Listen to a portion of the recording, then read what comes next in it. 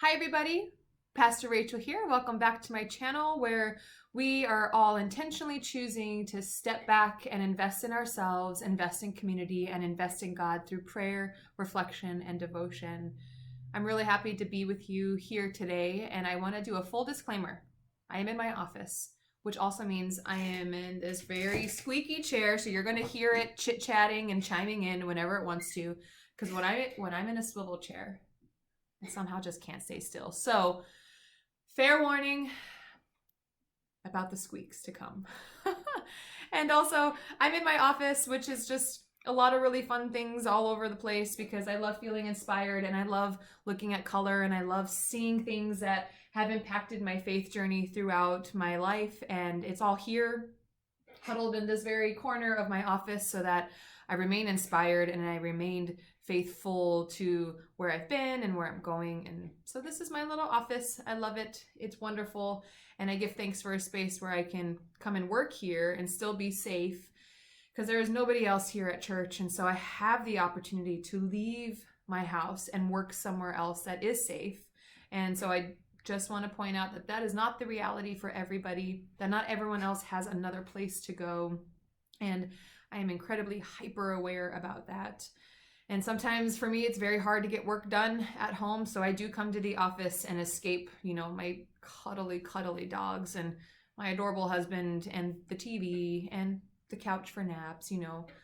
For me, productivity happens in waves. But when I'm here at my desk, I am productive. And so I invite you into this space with me. And we're here in my office because it is, of course, raining outside. My luck is impeccable when it comes to that. So we will be reading, for I need to feel grateful for the rain right now. We are going to be reading a prayer about water. It is from John O'Donoghue's book, To Bless the Space Between Us. We read this a few days ago, and I love this book so much. So we'll probably be reading prayers and poems from it frequently because they are so thought-provoking and they speak directly to my soul, and I hope they speak to yours as well.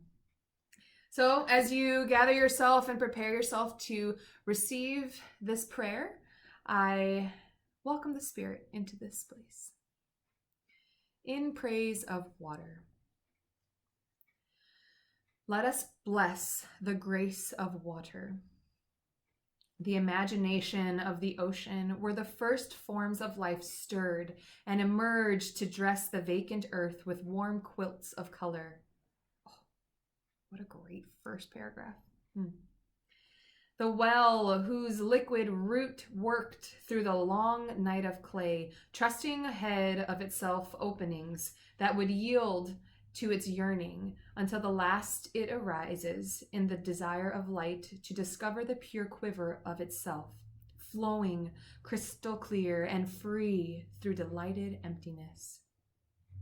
The courage of a river to continue belief in the slow fall of ground, always falling farther toward the unseen ocean.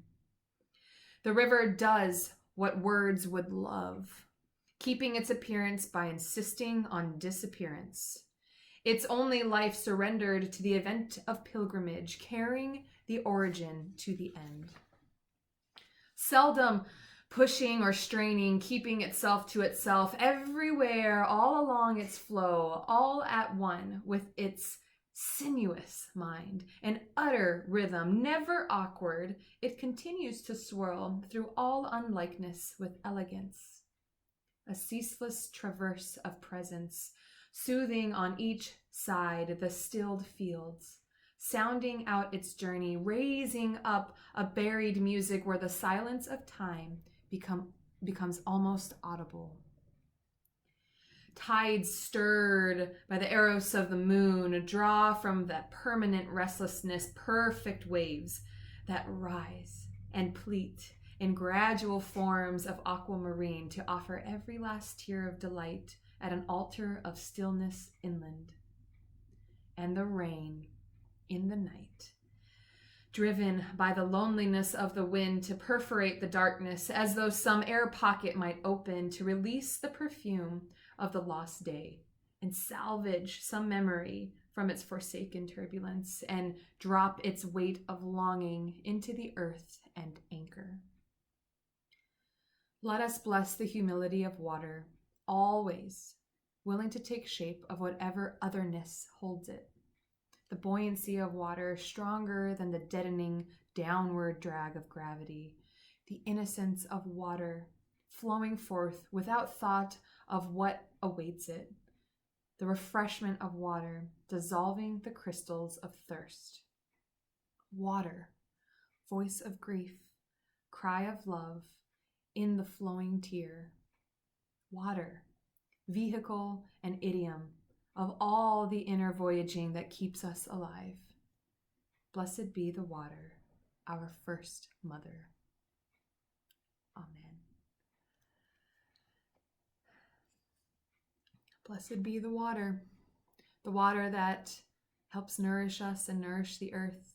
Water that we, a lot of us, have a privilege of never second guessing if we'll have clean water, or water that we can drink, water that we can shower with, or use in our toilets, or use in our daily life. Water is essence of life, and we have a distinct privilege for having access to clean water, and access to rain, and access to the ocean, and access to bodies of water that give life to so many creatures in God's good creation. So today, though it is raining again, and though I wish I was outside, we give thanks for water, and we praise it in God's good and holy name. And we do all these things as we leave this place in peace and in gratitude. Have a wonderful night, my friends, and I will see you tomorrow. Many blessings.